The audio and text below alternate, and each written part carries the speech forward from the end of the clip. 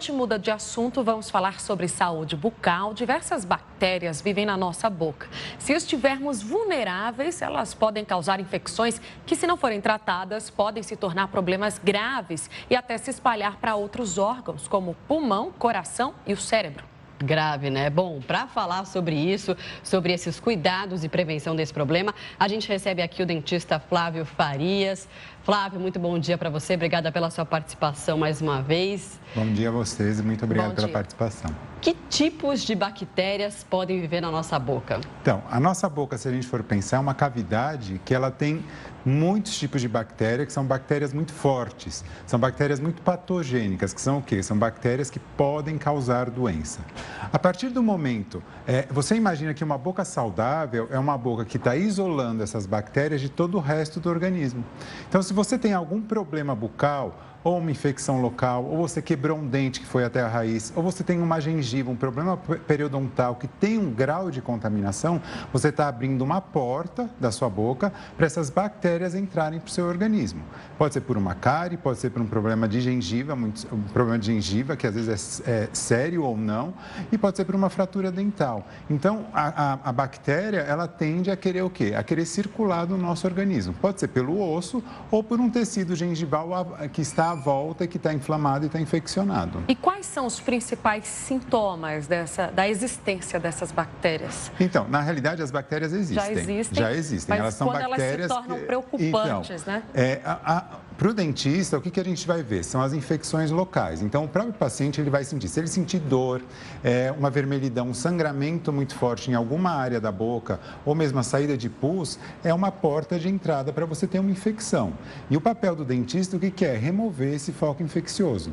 Só que ele tem que remover e fazer uma asepsia muito correta de tudo isso, porque essa infecção, ela pode continuar latente naquela área, que seria um processo de infecção silencioso, que ele continua presente. Porque você imagina que o sangue que passa pelo seu organismo é o mesmo sangue que passa pela boca. Então, por isso que pode afetar coração, pulmão, rins, pode ir para o cérebro, pode promover uma sinusite. Porque o caminho dessas bactérias existe. Bom, e quais são os sinais que as pessoas têm que procurar para, de fato, ir atrás de um dentista para fazer um tratamento? E quais são os tipos de tratamento? O primeiro sinal que a gente tem que ter, né, e que todo mundo sabe, é dor. Então, a dor é o sinal mais famoso que você pode ser, estou com dor de dente, então eu vou até o dentista.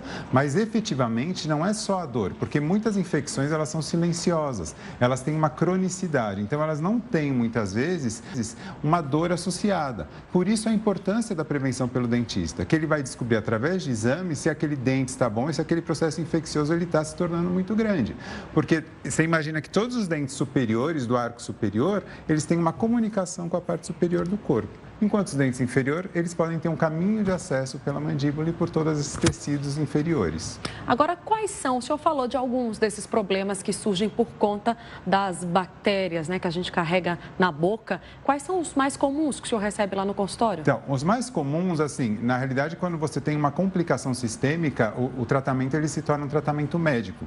Porque o que acaba acontecendo? Quando é uma complicação sistêmica, o mais comum é a endocardite bacteriana, que é quando as bactérias elas fazem o quê? Elas vão entrar e elas vão colonizar as válvulas cardíacas. Então, isso é um problema muito grave e pode levar a óbito. E muitas vezes, se essa infecção for muito grave e entrar com muita força, pode ter até uma septicemia, que é uma infecção generalizada, podendo levar até a óbito. Bom, e como que a pessoa pode prevenir isso?